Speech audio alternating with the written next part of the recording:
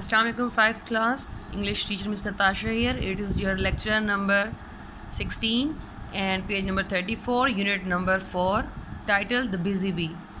تو ہم نے کہاں تک پڑھا تھا؟ ہم نے پڑھا تھا یہاں تک کہ شہد کی مکھیوں میں انسانوں کی طرح حس ہوتی ہے، سونگھنے کی بھی اور چکھنے کی بھی، لیکن ہمارا ایک سوال رہ گیا تھا، وہ یہ تھا کہ چکھنے کی ان میں جو حس ہے، ایسے آرگنز، ایسے عضو جو ہیں وہ منہ میں سمجھ آ گئے۔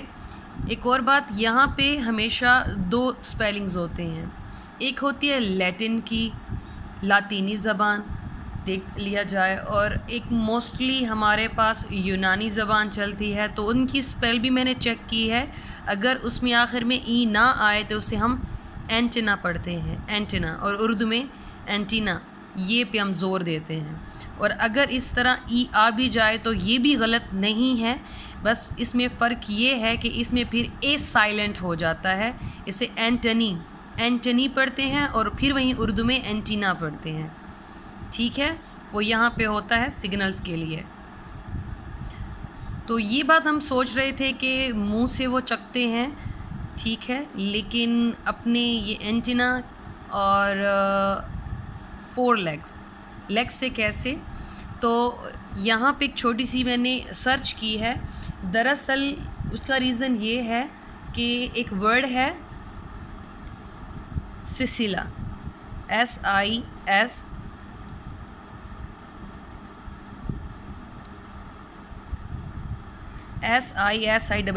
سسیلا، یہ پلورل میں ہے، اور اس کا جو سنگولر ہے وہ ہے سیسیلیم۔ وہ کہتے ہیں انسیکٹس میں سسیلا یا سسیلیم ہوتا ہے، وہ ایسا آرگن جو آپ کے سینسز کے بارے میں ہوتا ہے، حس کے بارے میں، چاہے وہ چکھنے کی حس ہو، چاہے وہ سونگھنے کی حس ہو، تو وہ کہتے ہیں کہ یہ جو سسیلا اور سسیلیم کی بات کر لیں، جو شہد کی مکھی میں ہے، وہ اس کے منہ کے اندر بھی ہے، اور اس کے اینٹینا پہ بھی ہے، اور اس کی ٹانگوں پہ بھی ہے۔ زیادہ تر یہ اس طرح کا یہ حس کے لیے عضو ہوتے ہیں، حس کے لیے، ٹھیک ہے بچوں، یہ حس کے لیے عضو ہوتے ہیں، اور یہ کوئی الگ سے ایسا نہیں کہ کوئی لیکوڈ کی بات ہو رہی ہے، کوئی گیلی چیز کی بات ہو رہی ہے، بالکل بھی نہیں۔ یہ عام طور پہ ان کی شکل اس طرح ہوتی ہے، چھڑی کی طرح یا چھوٹے چھوٹے بالوں کی طرح۔ تو اس سے جب شہد کی مکھی کسی بھی چیز پہ بیٹھتی ہے تو وہ اسے پورا اس کی جانچ کرتی ہے، ٹھیک ہے، چاہے اپنے اینٹینا کو ادھر موو کرے یا وہاں پہ بیٹھ کے اپنی ٹانگوں کو موو کرے۔ کبھی بھی آپ ایک مکھی کو دیکھیں گے، شہد کی مکھی کو دیکھیں گے غور سے، اگر شہد کی مکھی کو نہ صحیح تو آپ ایک ایگزامپل کے طور پہ ویسپ، یلو کلر کا جو بھیڑ ہے، اس سے آپ دیکھ سکتے ہیں کہ جب وہ پھولوں پہ بیٹھتے ہیں تو ان کی بھی آلموسٹ موومنٹ اسی طرح ہوتی ہے، ٹھیک ہے، تو وہ پھر ہر ایک چیز کو ٹٹول کے دیکھتے ہیں، چیک کر کے دیکھتے ہیں پوری طرح سے کہ وہ گویا چیز کھانے کے قابل ہے بھی یا نہیں بھی، وہ کھانے کی چیز ہے بھی یا نہیں بھی، اس کا ذائقہ کس طرح ہے۔ تو وہ ہر ایک چیز کو، بے شک ذائقہ منہ سے آتا ہے، لیکن وہ چیز کیا ہے، کیونکہ آئی سائٹ ان کی ویک ہے، نظر ان کی کمزور ہوتی ہے شہد کی مکھیوں کی، تو اس وجہ سے چونکہ اس چیز کو وہ دیکھ نہیں سکتے تو وہ اپنے ٹچ، اپنے اس حس سے، اپنے اس عضو سے محسوس کرتے ہیں۔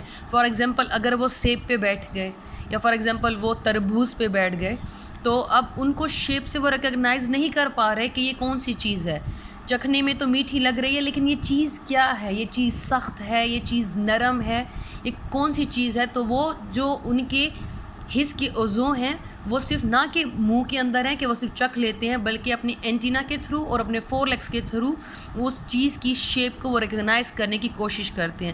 یہ میں نے سرچ اس لیے کی کیونکہ بچوں، جب تک ٹیچر ایک چیز پہ سیٹسفائیڈ نہ ہو تو اسٹوڈنٹس کیسے سیٹسفائیڈ ہو سکتے ہیں۔ تو یہ چیز چونکہ ایک سائنس کا ٹاپک تھا تو اس وجہ سے مجھے اپنے اس لیکچر میں یہ ٹاپک آپ کو ڈیٹیل میں بتانا پڑا۔ تو اب امید کرتی ہوں کہ آپ کو سمجھ آ گئی ہوگی کہ اس میں اینٹینا کا رول کیا ہے اور فور لیگس کا رول کیا ہے، کہ ان کی جو حس ہے، تو جو سیسیلیم ہے وہ ان کی ٹانگوں پر بھی ہے اور ان کے اینٹینا پہ بھی ہے۔ یہ وہ عضو ہے جو حس سے تعلق رکھتا ہے، جن سے وہ چیزوں کو محسوس کر سکتے ہیں، دیکھ تو سکتے ہی نہیں ہیں۔ ٹھیک ہو گیا. تو یہ میں نے ایکسپلین کر دیا کہ 4 لیگز اور اینٹینا بھی پڑھ سکتے ہیں اور اینٹنی بھی پڑھ سکتے ہیں. چونکہ ہمارے سامنے یہ اسپیل ہے تو میں اسے اینٹنی پروناؤنس کرنا چاہوں گی کیونکہ یہ ورڈ بھی غلط نہیں ہے, کیونکہ گریک اور لیٹن میں بہت سے ورڈز یوز ہوئے. اور ایک اور بات, سسیلا یا سسیلیم کو جو اسپیشلی اینٹینا اور لیگز پہ ہوتے ہیں ان کو سائنٹسٹ نے ٹارسی کا نام دیا, TARSI, ٹارسی کا نام دیا گیا. اگر آپ سرچ فردر کرنا چاہیں, آپ کے پیرنٹس یقیناً آپ کی ہیلپ کرنا چاہیں تو آپ ٹارسی کے بارے میں سرچ کر سکتے ہیں. تو ہم چلتے ہیں اپنے لاسٹ پیراگراف کی طرف اور اسے ختم کرتے ہیں. تو So, you see, the humble little bee is actually a clever insect. تو آپ دیکھ سکتے ہیں کہ ایک حلیم, ایک مسکین چھوٹی سی شہد کی مکھی دراصل ایک بہت ہی چالاک حشرات میں سے ہے. Like us, ہماری طرح it is social, ہماری طرح یہ ایک معاشرتی ہے. And lives in a large communities, اور یہ بہت بڑے بڑے گروہوں میں رہتی ہیں. The bees of hive live in harmony. کہتے ہیں ایک چھتے کی شہد کی مکھیاں خوشحال زندگی گزارتی ہیں. They are hard working, وہ بہت ہی محنتی ہیں. And busy all their lives, اور اپنی پوری تمام تر زندگی میں وہ مصروف رہتے ہیں. We must learn a lesson from the busy bee.